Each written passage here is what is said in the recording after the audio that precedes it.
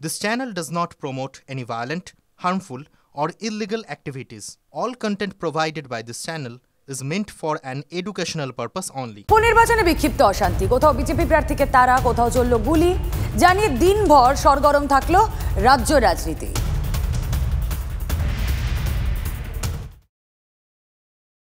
প্রথম কথা তো নির্বাচনটা তো হতে হবে। নির্বাচনটা যেভাবে হচ্ছে, যেভাবে মারামারি গন্ডগোল চলছে, ভোট লুট চলছে, এরকম নির্বাচন তো হওয়া উচিত না। কেন্দ্র নির্বাচন কমিশনের ভাবা উচিত যে এইভাবে যদি ভোট করানো হয় তাহলে তো নির্বাচনের নামে প্রহসন হবে। মোড়ের মাথায় গুন্ডারা দাঁড়িয়ে থাকছে, যারা ভোট দিতে যাচ্ছে তাদেরকে চমকানো হচ্ছে, ধমকানো হচ্ছে। এটা তো চলতে পারে না, বেশি দিন চলবেও না, মানুষ এরপর বিদ্রোহ করবে। বিচ্ছিন্ন ঘটনা ছাড়া উপনির্বাচন শান্তিপূর্ণ, অবাধ, ভালোভাবে হয়েছে।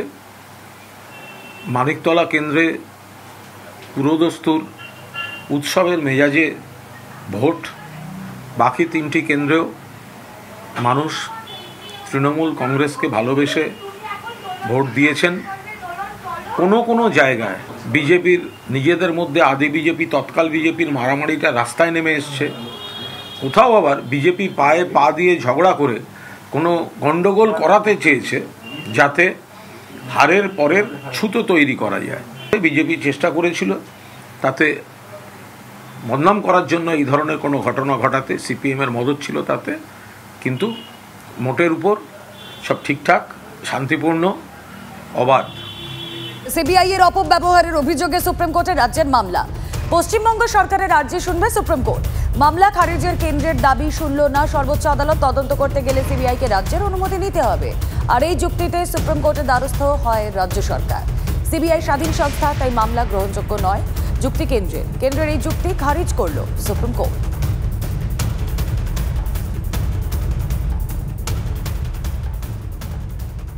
1963 সালে তৈরি হওয়া সিবিআই আজকে যে বিজেপির অন্যতম বিশ্বস্ত শাখা সংগঠনে পরিণত হয়ে বিজেপির রাজনৈতিক স্বার্থ সিদ্ধি করার জন্য বিরোধী শাসিত রাজ্যগুলোতে ব্যবহৃত হচ্ছে, এটা জলের মতো পরিষ্কার। পার্লামেন্টারি ডেমোক্রেসিকে নষ্ট করে দিয়ে জোর করে সিবিআই বিভিন্ন কেস রেজিস্টার করছিল এবং তদন্ত চালাচ্ছিল, যার বিরুদ্ধে আমরা কেস করেছিলাম। এবং সুপ্রিম কোর্ট আজকে এই কেসের যে মান্যতা দিয়েছেন, এটা শুধু মমতা ব্যানার্জির তৃণমূল কংগ্রেসের সরকারের জয় নয়, এটা ভারতবর্ষের সংবিধানের যে যুক্তরাষ্ট্রীয় পরিকাঠামো, রাজ্যের যে ইন্ডিভিজুয়াল অধিকার, তার জয় হলো। এটা একটা ঐতিহাসিক রায়। এরকম কোনো স্বস্তির কোনো বিষয় নেই। কেন্দ্র সরকার বলেছিল যে এই মামলার মেনটেনেবিলিটি নিয়ে প্রশ্ন তুলেছিল, সেই মেনটেনেবিলিটির এগেনস্টে, সেই মেনটেনেবিলিটির বিষয়ে আদালত যে সিদ্ধান্ত নিয়েছে যে এই মামলা শুনবে তারা, তো শুনুক, অসুবিধে কি আছে। তার পরবর্তী সময়ে যে রায় আসবে সেই রায় চলবে, সুপ্রিম কোর্ট বিচার করবে। বিচার তো শেষ হয়নি, শুধু মামলাটার মেনটেনেবিলিটি নিয়ে কোশ্চেন হয়েছিল যে মামলা করা যায় কি করা যায় না। তো সুপ্রিম কোর্ট বলেছে হ্যাঁ করা যায়, অর্থাৎ মামলার হিয়ারিং চলবে এখন, তারপরে এই মামলার রায় বেরোবে, তখন দেখা যাবে। মাঠ বাঁচাতে কার্যত মাঠেই নামলেন খোদ মেয়র পরিষদ সদস্য। মাঠ বাঁচাতে অবস্থান বিক্ষোভে পুরসভার এমআইসি স্বপন সমাদ্দার। পটারি রোডের মতিঝিল বড়ুয়া মাঠ দখলের চেষ্টার অভিযোগ। 40 কাঠার মাঠ থেকে জঞ্জাল সরানোর পরে জমি মাপজোক অসাধু প্রমোটারদের। 40 কাঠার মাঠ থেকে জঞ্জাল সরিয়ে মাপজোক অসাধু প্রমোটারদের।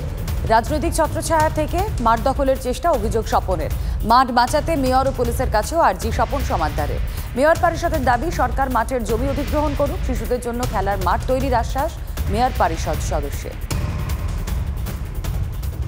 আমি নির্বাচিত হওয়ার 1 মাসের মধ্যেই এই জায়গাটা কিন্তু পরিষ্কার করার চেষ্টা করেছি, এবং যেহেতু পরিষ্কার হয়ে গেল, এবার তখন কিছু মানুষ, অসাধু ব্যক্তিত্ব আজও আছে, বিগত দিনেও ছিল, আগামী দিনে হয়তো থাকবে, সেই অসাধু ব্যক্তিত্বের ব্যক্তিগত স্বার্থে বা লোভে এই জমিটার উপর নজর পড়ে গেল।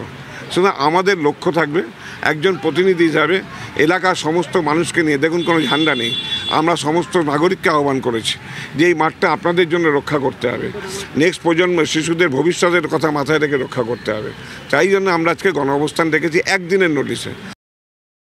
কলকাতার মধ্যে বিরল জমি হাঙরদের হাত থেকে মাঠ বাঁচাতে এবার অবস্থান বিক্ষোভে বসতে হলো খোদ কলকাতা পুরসভার 56 নম্বর ওয়ার্ডের তৃণমূল কাউন্সিলর তথা কলকাতা পুরসভার মেয়র পরিষদ সদস্য স্বপন সমাদ্দারকে। কারণ যেখানে আমরা দাঁড়িয়ে আছি, এই 40 কাঠার মাঠটি জমি হাঙরদের নজরে পড়েছে। প্রমোটাররা এই মাঠটি দখল করে নেওয়ার চেষ্টা করছে, এমনকি সরকারের কাছে তিনি আবারও আর্জি নিয়ে যাবেন যাতে এই মাঠটি সরকার অধিগ্রহণ করুক এবং যারা এলাকার শিশুরা রয়েছে তাদের জন্য খেলার মাঠ করে দিক। স্বাভাবিকভাবেই তৃণমূল কাউন্সিলর এই পদক্ষেপে ঘুম উড়েছে পুলিশ প্রশাসনের, কারণ কাউন্সিলরকে অবস্থান বিক্ষোভে বসতে হচ্ছে, আর যা যথেষ্টই নজিরবিহীন। ক্যামেরায় অর্ঘ্য চট্টোপাধ্যায়ের সঙ্গে শান্ত ভট্টাচার্য, টিভি9 বাংলা। মুখ্যমন্ত্রী হুঁশিয়ারি দিলেন 10 দিনের মধ্যে সবজির দাম নিয়ন্ত্রণে আনতে হবে। ঠিক পরদিন সকালে বাজার ঘুরে দেখা গেল কাল যা ছিল আজও সেই দাম। রাজ্যের প্রশাসনিক প্রধানের হুঁশিয়ারি কার্যত কাজেই লাগলো না। আজ বাজার পরিদর্শনে যায় টাস্ক ফোর্স।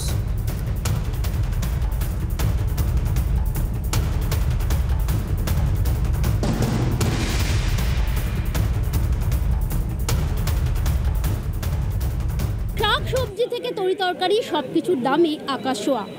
গতকাল মুখ্যমন্ত্রী মমতা বন্দ্যোপাধ্যায় তিনি নির্দেশ দিয়েছেন 10 দিনের মধ্যে দাম কমাতে হবে। তারপরে আজ সকাল থেকে কলকাতার বিভিন্ন বাজারগুলোতে টাস্ক ফোর্সের প্রতিনিধিরা এবং এনফোর্সমেন্ট ব্রাঞ্চের যারা প্রতিনিধিরা আছেন তারা বিভিন্ন বাজারগুলো ঘুরে দেখেন। আলু তো আমাদের পর্যাপ্ত আছে, আলুর দাম বাড়বে কেন? আলুর দাম বাড়ার তো কোনো কারণ নেই। আমদানি হলে মানে সব দাম কমবে, কমে যাবে, 100 মধ্যে কমে যাবে। আমাদের যেই হিসাবে কিনা হচ্ছে সেই হিসাবে আমরা বেচছি, কমে যাবে। একটু ফলন একটু বাড়লেই কমবে। যেমন বেগুন টেগুনের দাম কমেছে। 35 টাকা করে জটি বেচছে, পেঁয়াজ বেচছে 50 করে, না পেঁয়াজটা 50 করে বেচছে।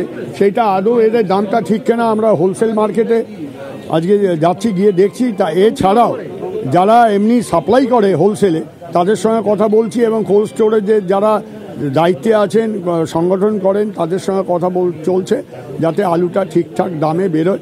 আমার মনে হচ্ছে দাম কমবে। আমাদের এত উদ্বেগের কারণে একটা অস্বাভাবিক পরিস্থিতির জন্য আমাদের এই অবস্থা দাঁড়িয়েছে।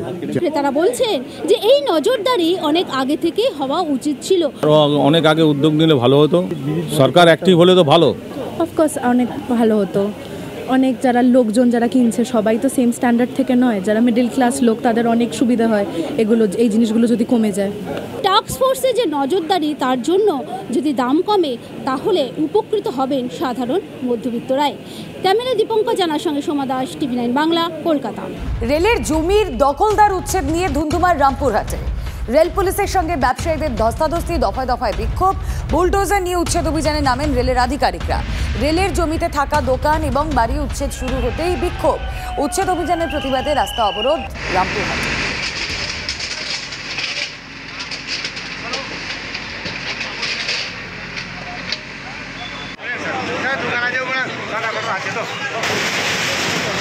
দোকান আছে